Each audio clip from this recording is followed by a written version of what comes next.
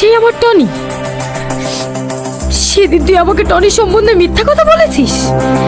দেখ সালমা, তুই যেহেতু সব জেনে গেছিস, আমি আর তোর কাছে কিছু লুকাবো না। আমি টনিকে ভালোবাসি আর ওকেই বিয়ে করব। যদি ভালো চাস তাহলে আমাদের মধ্যে কাটা হতে আসবি না। তাহলে কি মিথ্যা প্রেমের অভিনয় সাথী কেন টনির সাথে করতেছে? সালমা কি সেটা জানতো? জেনেও কি সালমার সাথে টনির এতটুকু ভালোবাসা রয়েছে? এর পিছনে কি রহস্য লুকিয়ে রয়েছে? এর পিছনে কারা কারা জড়িত আছে? কি করলে আপনি ভিডিওটা সবার আগে দেখতে পারবেন? ভিডিও শেষে সবকিছু আপডেট জানিয়ে দেওয়া হবে। হ্যালো গাইস, আসসালামু আলাইকুম। আশা করি সকলে ভালো আছেন। তুমি শুধু আমার নাটক 2 নম্বর পর্ব কবে আসবে, কি করলে আপনি সবার আগে দেখতে পারবেন? ভিডিও শেষে সবকিছু আপডেট জানিয়ে দেওয়া হবে। কে কোন জেলা থেকে আমাদের ভিডিও দেখেছেন অবশ্যই কমেন্ট করতে ভুলবেন না। সালমার বাবা অনেক টাকা ঋণ করে মারা গেছে। এখন সালমার মা এই ঋণ কিভাবে পরিশোধ করবে? সালমার মা বন্ধনের থেকে টাকা নিয়ে অনেকভাবে ঋণ পরিশোধের চেষ্টা করে, কিন্তু পারে না। সুদের টাকা তো, তার জন্য ঋণ এত সহজে পরিশোধ হয় না। তখন সেই লোকটা এসে বলল যে তুমি আমার টাকাগুলো দিচ্ছ না কেন? অনেকজন লোককে নিয়ে এসে বলল, আমিরকেও নিয়ে এসে বলল যে ও আমার টাকাগুলো দিচ্ছে না।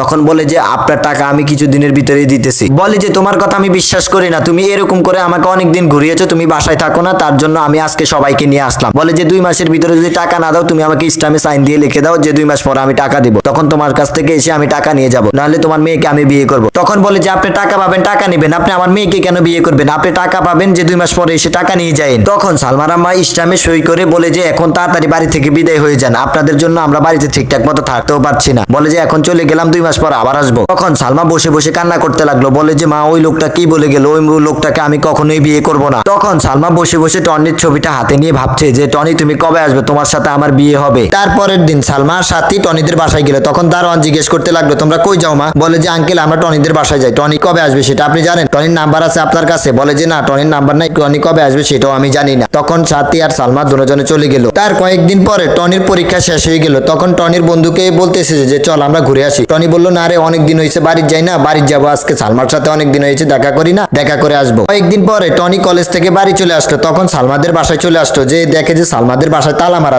তখন টনি পাশে থাকা একটা মহিলাকে জিজ্ঞেস করলো যে সালমারা কোথায় গেছে বলতে পারেন? খুব শীঘ্রই শুধু তুমি আমার 2 নম্বর পর্ব পল্লীগ্রাম অফিসিয়াল ইউটিউব চ্যানেলে নাটকটি আপলোড করা হবে।